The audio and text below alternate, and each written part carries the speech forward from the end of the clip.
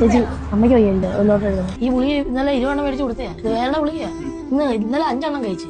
ഇന്ന് നീ എത്ര കഴിച്ചെന്ന് ഗുളിക എണ്ണിയൊക്കെ അറിയാം. സ്വന്തം അമ്മയെ ചികിത്സിക്കാൻ വേണ്ടിയിട്ടാണ് അവൻ ലോട്ടറി കച്ചവടത്തിന് ഇറങ്ങുന്നത്. എന്റെ ഇരുന്ന് പറഞ്ഞാൽ അമ്മയുടെ ഓപ്പറേഷൻ നടത്തും. ആരെങ്കിലും ഓപ്പറേഷൻ വേണ്ടി സഹായിച്ചു കഴിഞ്ഞാൽ വലിയ ഉപകാരമായിരിക്കും. എനിക്ക് പപ്പയില്ല, അമ്മ മാത്രമേ എനിക്ക് പോകുള്ളൂ. എന്റെ അമ്മ നഷ്ടമായിട്ട് എനിക്ക് വേറെ ആരില്ല. അവന്റെ പേര് എബിൻ ആണ് അല്ലേ? മോന് 7ാം ക്ലാസ് വിദ്യാർത്ഥിയാണ്. അവന്റെ കയ്യിൽ കുറെ ലോട്ടറി ഉണ്ട്. കാരണം അവന്റെ അമ്മ കഴിഞ്ഞ കുറെ നാളുകളായി കിടപ്പിലാണ്. ചികിത്സിക്കാൻ പൈസയില്ല. ആരെങ്കിലും ഒരു ഉപകാരം ചെയ്താൽ അത്രയും പുണ്യം കിട്ടും. എബിൻ അറിയോ? ഞാൻ എബിന്റെ വീഡിയോ കണ്ടിരുന്നു, ഭയങ്കര തരംഗമായിട്ട്. അപ്പൊ കണ്ടപ്പോ ഞാൻ ഞെട്ടിപ്പോയി. എന്നേലും വലിയ കച്ചവടക്കാരൻ 7ാം ക്ലാസ്സിൽ. ഞാനൊക്കെ കോളേജിൽ എത്തുമ്പോഴേക്കാണ് ബിസിനസ് ചെയ്യുന്നത്. കോളേജിൽ പോണ സമയത്ത് ബിസിനസ് ചെയ്തു. അന്നത്തെ റെക്കോർഡ് അതായിരുന്നു. ഇതിപ്പോ 7ാം ക്ലാസ്സിൽ കച്ചവടം. എന്റെ റെക്കോർഡൊക്കെ തകർത്ത് കളഞ്ഞല്ലോ. ലോട്ടറി ഒക്കെ വിൽക്കുന്നുണ്ടോ?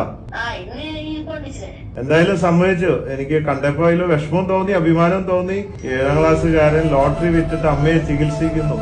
അമ്മയെ ദൈവമായിട്ട് കാണണം എന്നുള്ളതിന്റെ മാതൃകയാണ് ഇതൊക്കെ. അപ്പൊ അമ്മേനെ ചികിത്സിക്കാൻ ഒരു 5 ലക്ഷം രൂപ തരട്ടെ, ബോച്ചെ ഫാൻസ് ചാരിറ്റബിൾ ട്രസ്റ്റ് വഴി. സന്തോഷായോ? അമ്മയുടെ കാര്യമൊക്കെ നമുക്ക് നോക്കാം, ഒന്നും പേടിക്കണ്ട കേട്ടോ. ഈ Boche fans charitable trust coordinators വന്നിട്ട് നിങ്ങൾക്ക് വേണ്ടുന്ന സാമ്പത്തിക സഹായം കാര്യങ്ങളൊക്കെ ചെയ്തു തരും. Okay, bye bye.